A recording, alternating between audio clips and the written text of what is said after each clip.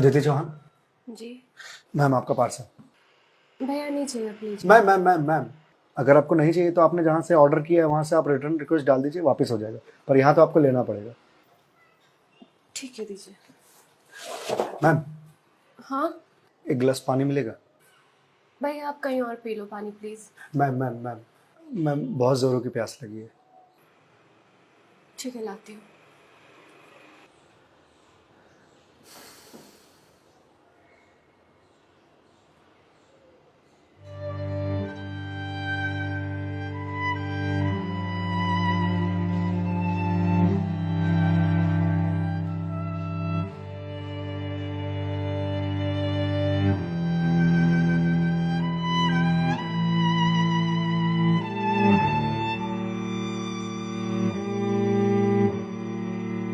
लीजिए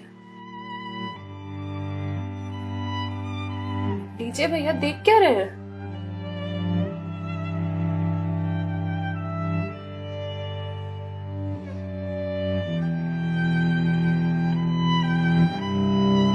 मैम आपको कोई दिक्कत है? मतलब आप किसी परेशानी में हैं? भैया पानी पीकर ग्लास दीजिए आप। मैम छोटा मुंह बड़ी बात कह रहा हूँ, पर अगर आप किसी परेशानी में हैं तो आप मुझे बता सकती हैं। भैया आप पानी पीजिए, ज्यादा समाज से भी मत बनिए। मैम दुख बांटने से कम होता है। अच्छा, और आपको किसने कहा कि मैं दुखी हूँ? मैम अगर आप दुखी नहीं हैं तो फिर वो फंदा क्यों लगा रखा है?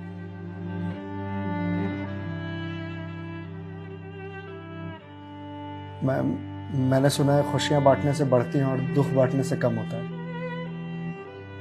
मैम बड़े से बड़ा दुख कम हो जाता है अगर आपके पास कोई सुनने वाला हो।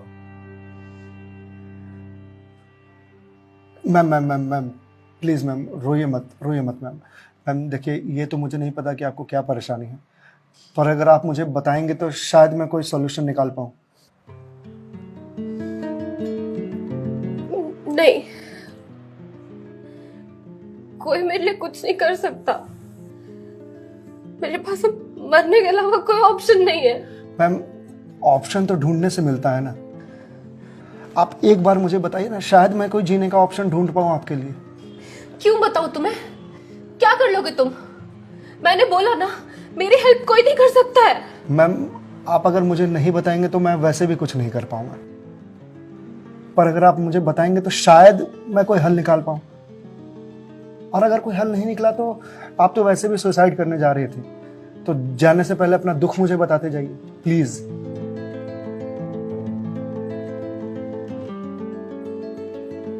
Please ma'am.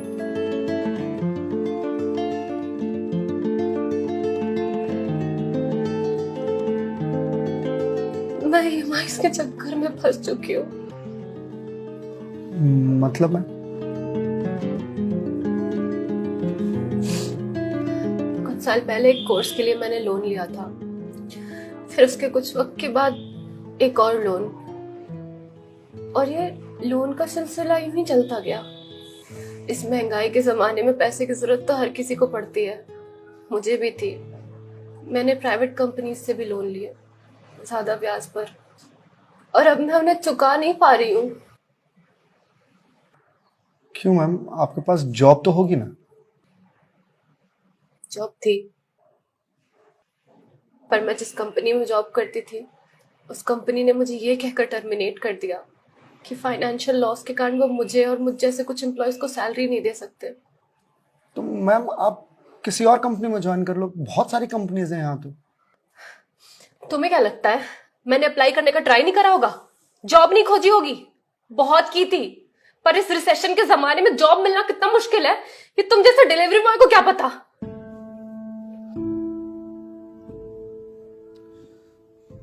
I am sorry ma'am, शायद आप सही कह रही हैं, मुझे इस बारे में कोई जानकारी नहीं।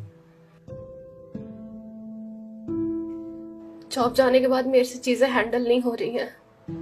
बैंक से रोज कॉल्स आते ईएमआईज़ भरने के लिए, और प्राइवेट कंपनी वाले फोन कर करके धमकियां दे रहे हैं। मैं इस लोन के जंजाल में फंसती चली जा रही हूँ, और अब मेरे पास सुसाइड के अलावा कोई और ऑप्शन नहीं है। मैम ऑप्शन क्यों नहीं है? आप ये बात अपने घर में बता सकती हैं, अपने पापा को बता सकती हैं। नहीं, मैं ये बात अपने पापा को नहीं बता सकती। क्यों मैम? मेरे पापा रिटायर हो चुके हैं, उनके ऊपर पहले से घर की बहुत रिस्पॉन्सिबिलिटीज है। वो मेरी शादी के लिए पैसे भी जोड़ रहे हैं। मैं उनसे किस मुंह से पैसे मांगू? मुझे पढ़ाने के लिए, बाहर भेजने के लिए उन्होंने ना जाने रिश्तेदारों से कितने ताने सुने होंगे। और अब जब मैं उन्हें ये जाकर बोलूंगी तो लोग क्या कहेंगे?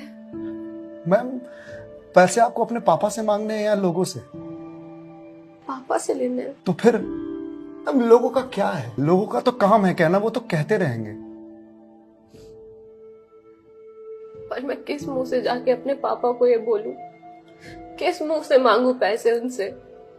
जिस उम्र में मुझे उनका बोझ उतारना चाहिए, सहारा बनना चाहिए, उस उम्र में मैं उन पे ही बोझ बनूं?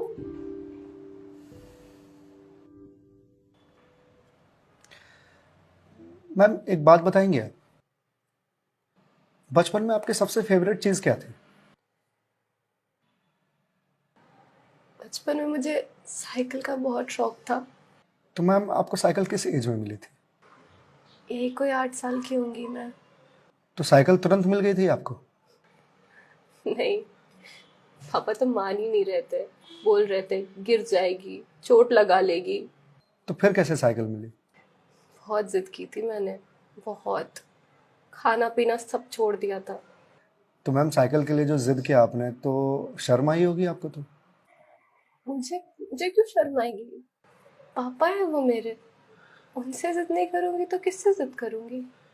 तो मैम जब बचपन में साइकिल के लिए जिद करने में शर्म नहीं आई तो अब क्यों आ रही है? मैम अभी आपने कहा कि आपके पापा आपकी शादी के लिए पैसे जोड़ रहे हैं और आप तो यहाँ सुसाइड कर रही हो, तो वो उन पैसों का क्या करेंगे? या उन्हें यह जानकर बहुत खुशी होगी कि उनकी बेटी ने शादी का बोझ हल्का कर दिया उनके सिर पर से। मैम आपको मालूम है हमारे जनरेशन की दिक्कत यही है कि हम अपने आप को इतना बड़ा समझ लेते हैं कि हम अपने पेरेंट्स से ही अपनी बात छुपाने लगते हैं। कभी ये कहकर कि पापा मम्मी नहीं समझेंगे, या कभी ये कहकर कि मैं उन्हें परेशान नहीं करना चाहती, या कभी ये कहकर कि हम दोनों की सोच नहीं मिलती है। एक बार आप अपनी दिक्कत अगर अपने पेरेंट्स से शेयर कीजिएगा ना, तो आपको जीवन में फिर कभी सुसाइड करने की जरूरत नहीं पड़ेगी, या मेरे जैसे किसी अनजान से अपनी बात शेयर करने की जरूरत नहीं पड़ेगी। प्लीज मैम एक बार शेयर करके देखिए। उनसे बेहतर दोस्त इस दुनिया में कोई नहीं हो सकता। प्लीज मैम एक बार ट्राई कीजिए प्लीज मैम।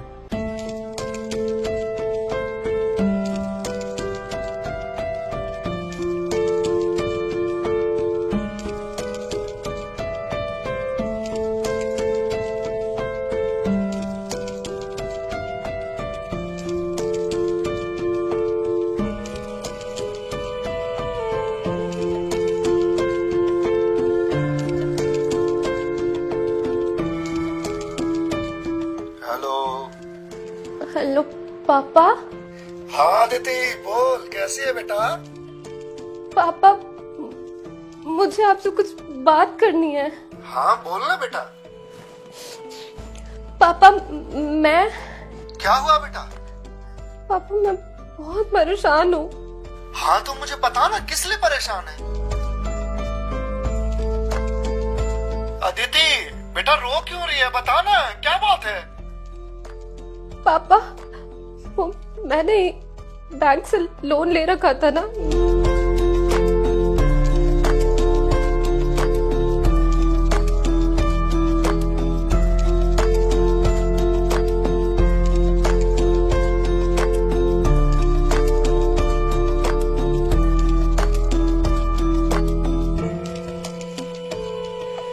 देख बेटा जो हो गया सो हो गया, तू चिंता मत कर, मैं हूं ना, अभी तेरा बाप जिंदा है, मैं काम करता हूँ, मैं कल ही तेरे पास आता हूँ, तो बिल्कुल भी चिंता मत कर। हाँ पापा, आप प्लीज आ जाइए। देखा मैं, आपके पापा आपके एक फोन पर यहाँ आने को तैयार हो गए और आप इतने दिनों से अकेले सफर कर रहे थे। मैम, मम्मी पापा से बढ़िया दोस्त कोई हो ही नहीं सकता। आप एक बार उन्हें दोस्त बना करके तो देखिए। आप सही कह रहे हैं भैया, मम्मी पापा से अच्छा दोस्त कोई नहीं हो सकता है। Thank you. It's okay ma'am, ये लीजिए क्लास। वंस अगेन भैया, thank you so much. It's okay ma'am, bye. Ma'am जी, मेरे पास आपके लिए कुछ है, यही रुकिएगा, मैं थोड़ी देर में आता हूँ।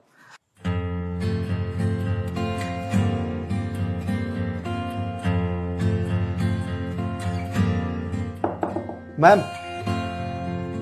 जी भैया।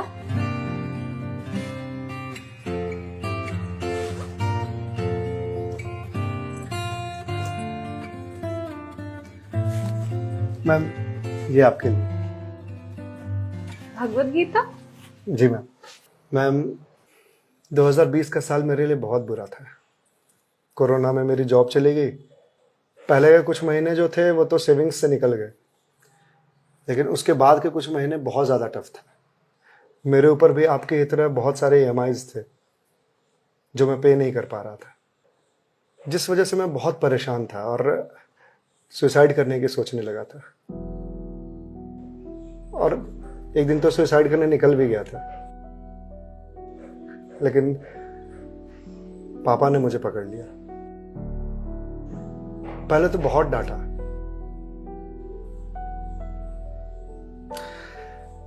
फिर उसके बाद सीने से लगा करके कहा कि तू चिंता क्यों करता है, मैं हूं ना। उन्होंने ही मेरे सारे बिल्स पे किए और उसके बाद ये भगवत गीता दिया मुझे और बोला, बेटा जीवन में जब भी कोई परेशानी आए, किसी चीज का हल ना मिले तो ये पढ़ लेना। इसमें जीवन की सारी परेशानियों का हल तुझे मिल जाएगा। और मैम, वो दिन है और आज का दिन है। आज जिस कंपनी से मैं आपको डिलीवरी करने के लिए आया हूं वो मेरी ही कंपनी है। आपकी अपनी कंपनी है? जी मैम। कोरोना के बाद मैंने अपना स्टार्टअप शुरू कर दिया था जॉब जाने के बाद, क्योंकि जॉब मिल ही नहीं रही थी। तो अगर आपकी कंपनी है तो फिर ये डिलीवरीज आप क्यों कर रहे हैं? मैम, मुझे अच्छा लगता है अपना काम खुद करना, और शुरुआत तो मैंने अकेले से ही किया था ना। आज भी जब मन करता है तो निकल जाता हूँ डिलीवरी करने के लिए। और देखिए, आज तो निकलना मेरा सफल रहा, आपसे मुलाकात हो गई। और जो सीख मुझे भगवत गीता से मिली वो मुझे आपको देने का मौका मिला। मैम, वैसे तो बहुत सारी बातें हैं इसमें सीखने की, पर जो सबसे अच्छी बात मुझे लगती है वो ये कि जो समय है ना, ये कभी एक सा नहीं रहता। आज बुरा समय है तो कल अच्छा समय जरूर आएगा।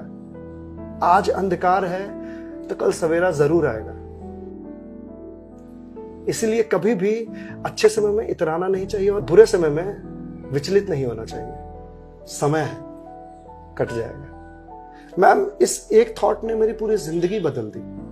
मैम, तो अब आप पढ़िए इसको, देखिए शायद आपको कुछ और मिल जाए। पर मैम, जो भी मिले उसे लोगों से शेयर जरूर कीजिएगा, क्योंकि कहते हैं ना, ज्ञान बांटने से बढ़ता है। Thank you ma'am.